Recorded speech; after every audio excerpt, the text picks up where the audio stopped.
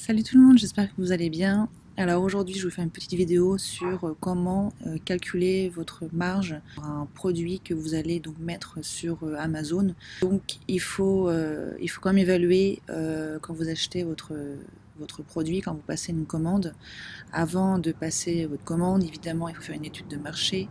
Il faut également vérifier s'il y a beaucoup de concurrence et comment vous pouvez vous positionner par rapport à votre prix. Il faut calculer en fait votre taux de rentabilité en fonction du nombre de produits que vous allez commander.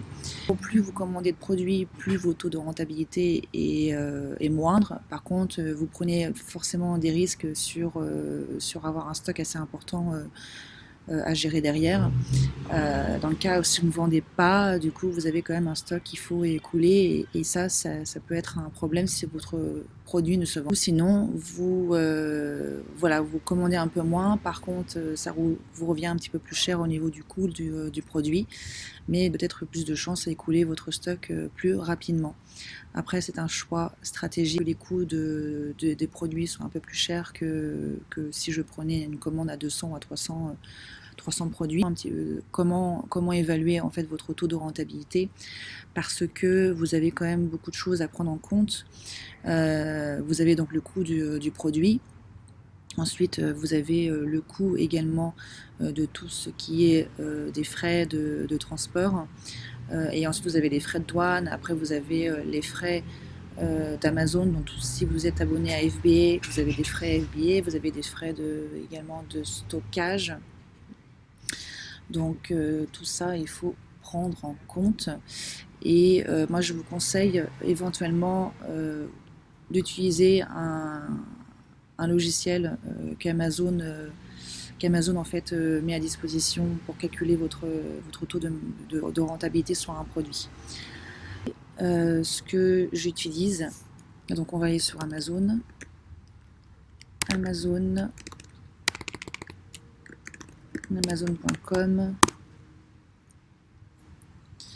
Alors, qu'est-ce que je peux vous montrer comme exemple de produit? Qu'est-ce qu'on fait? Câble, par exemple. Câble USB. Alors, par exemple, si on prend ce produit-là, je vous donne un exemple. Je clique dessus. Donc, on est sur un câble USB certifié iPhone chargeur. Donc, on a 75 reviews. Donc c'est vendu par Amazon Basic. On a plusieurs couleurs, etc., etc. Donc des photos. Et là, en fait, je clique dessus. Donc vous avez en fait comment vous dire, les profits que vous pouvez faire sur votre produit. Donc quand vous choisissez votre produit, il est vraiment important d'identifier en fait les dimensions et le poids de votre produit. Plus les dimensions seront grandes, plus le poids sera lourd, plus vous allez payer de frais de douane, de frais de transport. Après, vous avez donc au niveau de la taille des cartons. Ensuite, là, vous avez le prix de vente qui est vendu sur Amazon. Ensuite, vous avez l'estimation du storage, donc l'estimation en fait les produits qui sont stockés à Amazon. Donc, vous avez une estimation de 1 mois. Donc, ça peut être plus. Si c'est 2 ou 3 mois, forcément que votre net il va baisser puisque Amazon prend des frais. Ensuite, vous avez donc le coût en fait d'unité produit. Donc, en gros, le câble il revient à 1,3 $. Donc le fournisseur a acheté 1,3 $ le câble. Après, vous avez des coûts sur les frais de douane, les frais de transport, donc qui s'élèvent à 200 $. Ensuite, vous avez le coût unité de frais, donc qui est divisé par le nombre de produits et le nombre de mois. Donc tout ça, c'est calculé ici. Donc vous avez du storage de janvier à septembre. Les frais, ils sont à centimes. Là, c'est en centimes. Après, vous avez du FBA fee. Donc, en fait, c'est 3,19 $ que Amazon prend en charge pour la livraison de votre produit et les frais de stockage qui sont déjà là. Ensuite, vous avez les referral fees.